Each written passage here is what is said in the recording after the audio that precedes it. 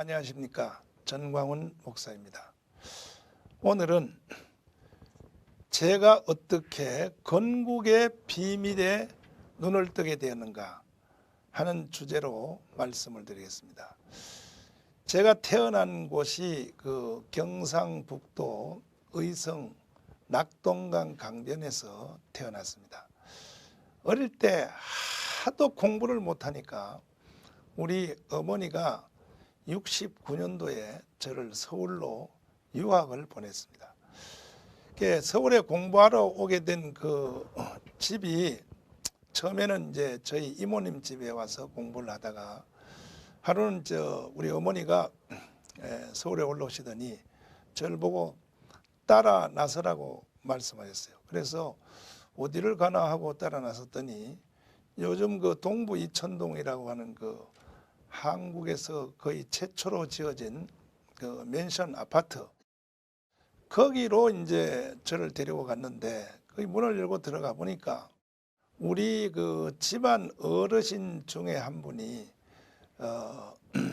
그 일찍이 미국에서 그 유학을 해서 공부하신 그 전성천 박사님이라고 계셨습니다. 우리 집안 어르신인데 이 전성천 박사님은 이제 그 미국에 공부를 하러 가서 예일 대학에서 이제 박사를 하셨고 그 당시에 이제 프리스턴 대학에서 또 박사를 하셨습니다. 이승만 대통령은 1904년도에 미국으로 공부하러 가셨고 그때 연세가 29살 정도 되셨습니다. 근데 저희 아저씨는 그 후에 공부를 하셨는데 거기서 이제 이승만을 만나시게 되었죠.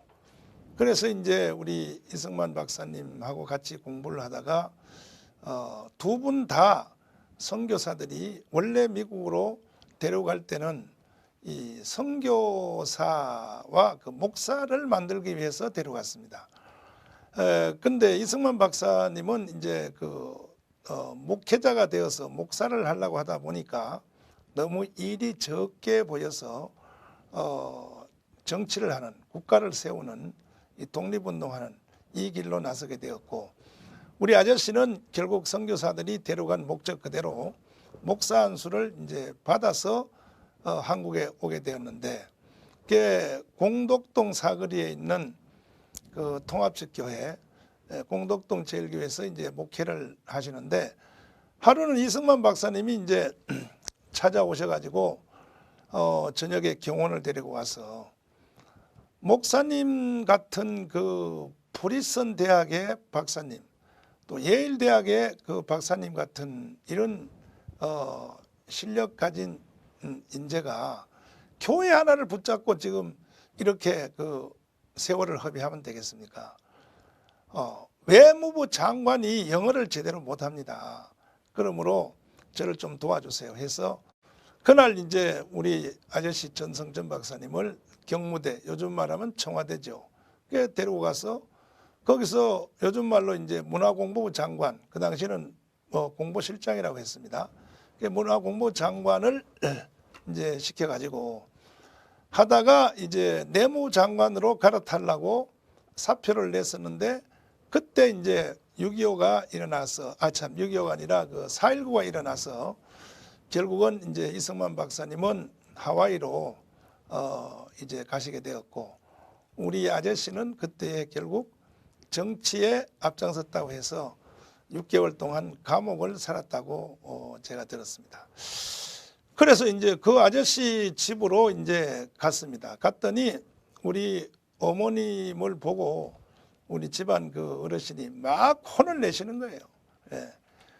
아니 재수 씨는 왜 혼자 교회를 안 다니고 말이지? 예? 우리 집안 전체가 다 교회 다니는데 말이야.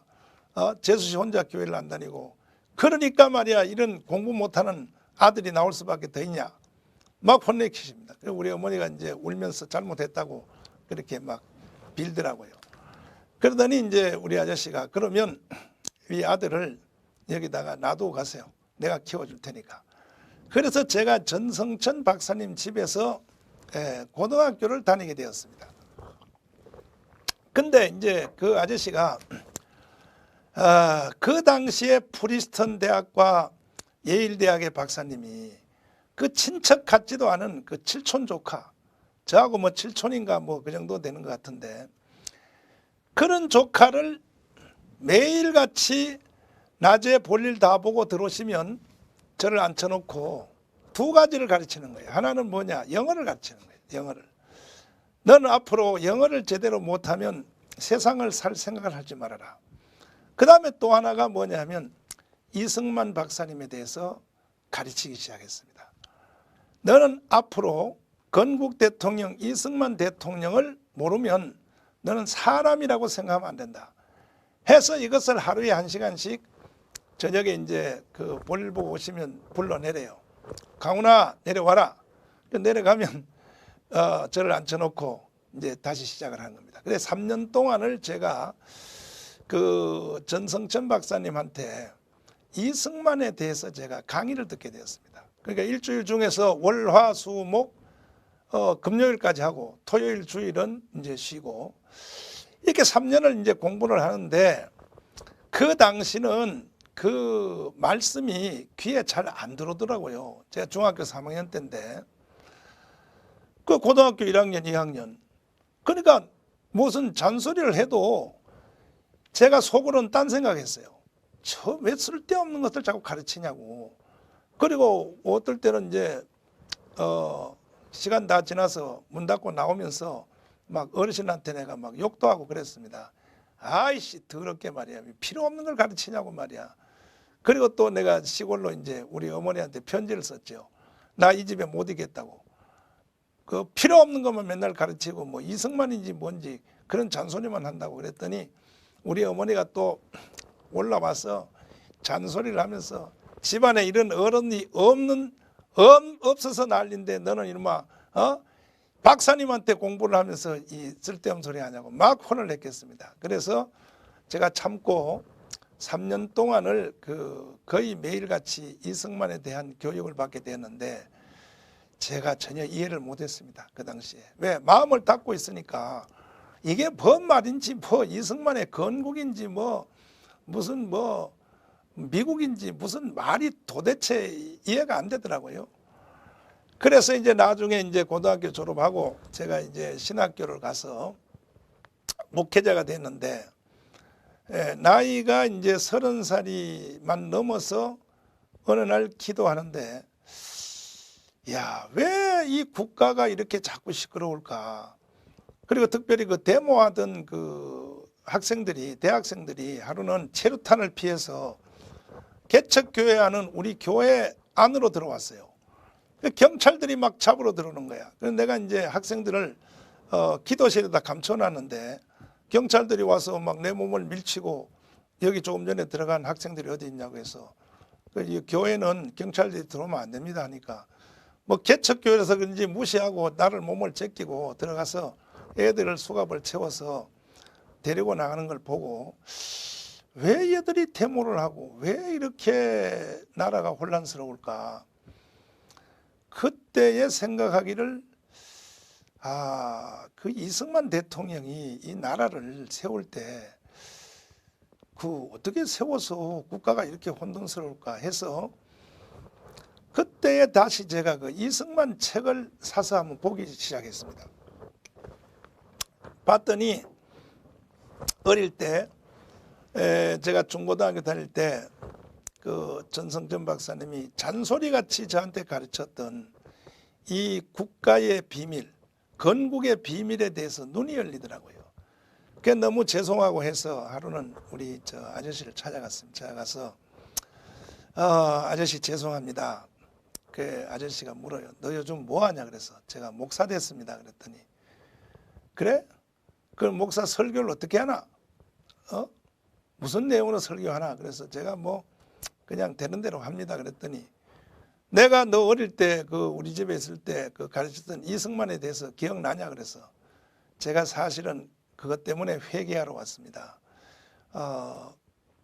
그 당시는 전혀 이해가 안 됐고 근래 와서 국가가 자꾸 이렇게 그 혼돈되어 가는 걸 보고 제가 이승만 책을 사서 읽었더니 그때 그 아저씨가 저한테 해주신 말씀에 대해서 너무 제가 죄를 진 것 같습니다.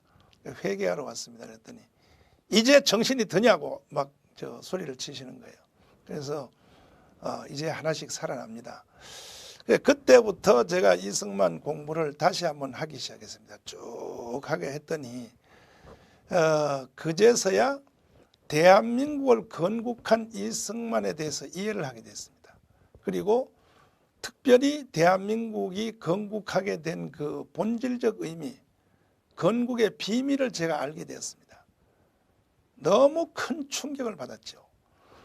그래서 이제 앞으로 제가 이 정강훈 TV 이 방송을 계속하면서 제가 깨달은 또 제가 공부한 이 건국의 비밀에 대해서 제가 국민들 여러분과 함께 나누기를 원합니다. 오늘은 그 핵심적인 테마에서 이승만 대통령이 1945년 10월 16일 날 대한민국에 이제 들어오셔가지고 4개 세력이죠. 첫째는 박헌영의 조선인민공화국, 두 번째는 이제 그 요즘 그 여당의 그 조상이 되었다고 하는 그 한민당, 고려대학교 설립자, 동아일보 설립자인 김성수 선생님, 그리고 송진호 선생님, 그 바로 한민당에 대한 그 얘기죠. 그리고 또 상해에서 늦게 이제 온 그 김구 상해 임시정부 세력, 그 세 세력은 그런대로 뭐 이렇게 이승만 대통령이 설득 내지는 정리를 할 수 있었는데, 마지막 남은 그 미소공동회의라고 있었습니다. 미소공동회의는 그야말로 이승만 대통령이 아니면 해결할 수 없는 사건이었었죠. 그래서 이 4개 단체를 어떻게 이승만 대통령께서 정리를 하고 불가능한, 정말로 사람으로서는 이룰 수 없는 우리 조국 대한민국을 건국할 수 있었느냐, 여기에 관한 이제 말씀을 제가 한번 드리기를 원합니다. 첫째로 이제 그 이승만 대통령이 건국하러 들어올 때에 강렬하게 저항했던 조선인민공화국, 조선인민위원회, 박헌영의 세력. 이 박헌영은 원래 충청도 예산에서 태어났습니다. 정상적인 태어난 것이 아니라 그때의 예산에 그 지주 유지급 되는 그 어르신 한 분이 마을 어귀에 있는 그 술집에 여자를 하룻밤 데리고 잔 것 같습니다. 그래서 거기서 이제 태어난 게 박헌영인데, 그 박헌영이가 초등학교 이제 5학년 때 그 학교를 갔다 와서 자기 그 아버지의 본가집을 이제 가게 되었습니다. 가서 왜 낮에는 우리 아버지가 우리 집에서 노시다가 밤만 되면 이제 본가로 들어가신단 말이에요. 그러니까 엄마한테 물었죠. 왜 우리 아버지는 다른 아버지처럼 저녁에도 우리하고 같이 안 살고 저녁만 되면 이제 들어가시느냐 하니까 그러니까 이제 엄마가 그런 거 물으면 안 된다, 이제 그렇게 하니까 박헌영이가 초등학교 5학년 때 그 자기 아버지 집을 갔다가 전처의 아들들에게 뒤지도록 얻어맞은 거예요. 그게 울고 오는 이제 박헌영한테 엄마가 너 왜 오냐 그러니까 형아들이 나를 때렸습니다. 그러니까 내가 거기 가지 말라 그랬지. 너 거기 왜 갔어? 그러면 오늘 형아한테 맞은 것을 보복하려면 공부를 열심히 해야 돼. 그래서 박헌영이가 그 자기를 때린 형아들을 보복하려고 공부를 열심히 해서 그 당시에 서울에 경기고등학교를 들어오게 된 거죠. 그래서 경기고등학교 이제 2학년 때 3.1 독립운동이 일어났는데 일본 헌병들에게 약 7,000명 이상이 쓰러진 걸 보고 박헌영의 목표가 바뀐 겁니다. 내가 공부해서 형아들을 보복할 일이 아니라 일본 저 헌병들을 죽여야겠다. 그래가지고 그때부터 목표가 바뀌어져서 일본 헌병들을 내가 한번 죽여야겠다 해서 언더우드 벤셀라 선교사들한테 이승만처럼 나도 공부 열심히 해서 애국운동할 수 있도록 해달라 하니까 그때 선교사들이 그 박헌영을 미국으로만 보내줬으면 대한민국의 역사가 달라졌을 것입니다.